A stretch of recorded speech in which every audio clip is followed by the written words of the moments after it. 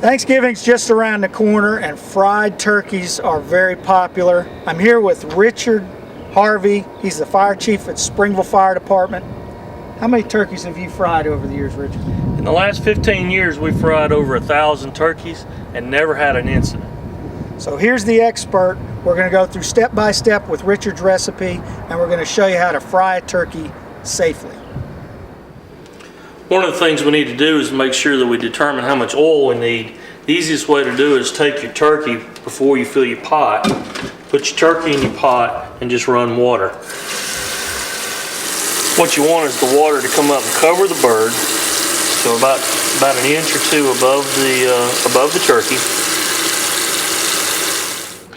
So once you see how much water you got, you'll notice that pick your point in your pot. When you take the turkey out, you'll see that there'll be considerably a lot less water, and that'll be your oil line.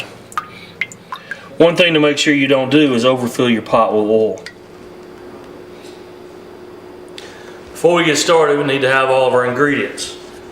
Essential to frying a turkey is our peanut oil.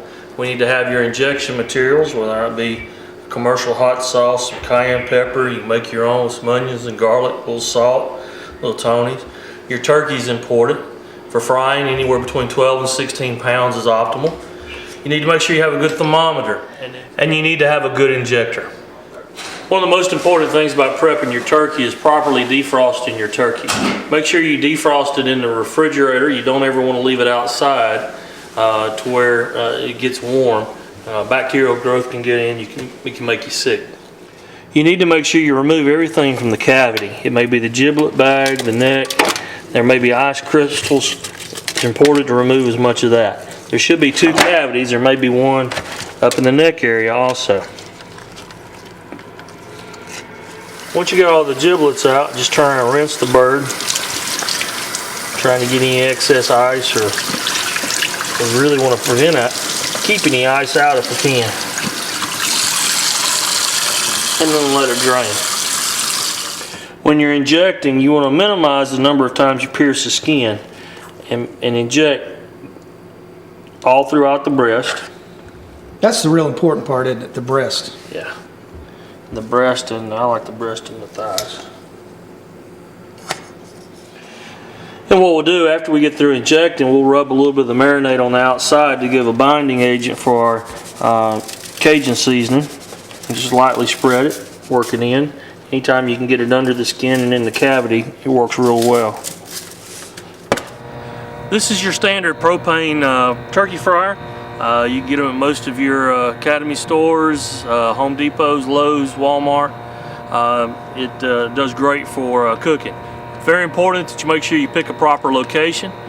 You do not want to ever fry a turkey inside a garage, inside a house. And you also don't want to do it on the back deck. Okay, we'll be watching as we're pouring to make sure that we don't go over our line from where we identified earlier. As we get to that location, we can stop. And now we're ready to start heating our oil. As we get ready to drop the turkey, you want to make sure you drop the turkey slowly into the oil. Be watching for flare up. It's going to boil a little on you.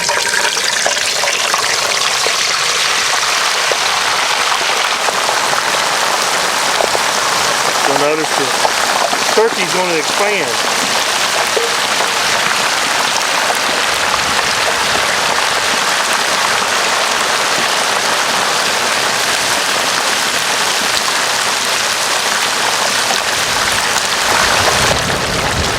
You want to make sure when you drop your turkey, we start out at about 375. Temperature's going to drop down.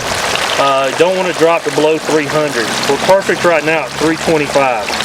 One thing that's important is make sure your thermometer is not sticking in the turkey, that it's in the oil, so it can, you can properly measure the temperature of the oil. So that's what you're actually measuring, is the temperature of the oil. You want to know the temperature of the oil. This turkey weighed 11 pounds. We're going to cook it for 3.5 minutes per pound, which means we're going to cook this turkey for about 38 minutes. Okay, now it's getting close to our time to start checking internal temperature. We want an internal temperature of at least 170 to 180 degrees in the thickest part. Pull it up with the grease drain off of it. Go down through the breast back towards the thigh with your thermometer.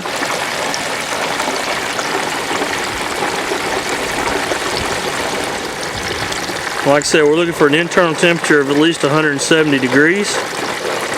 And we are right at 170 degrees.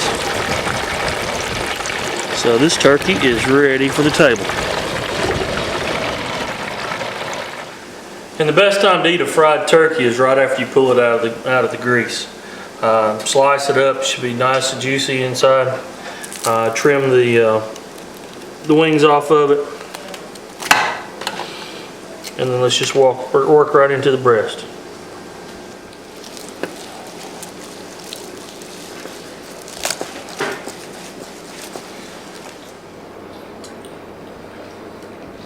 Good to me. That's pretty good. Yeah.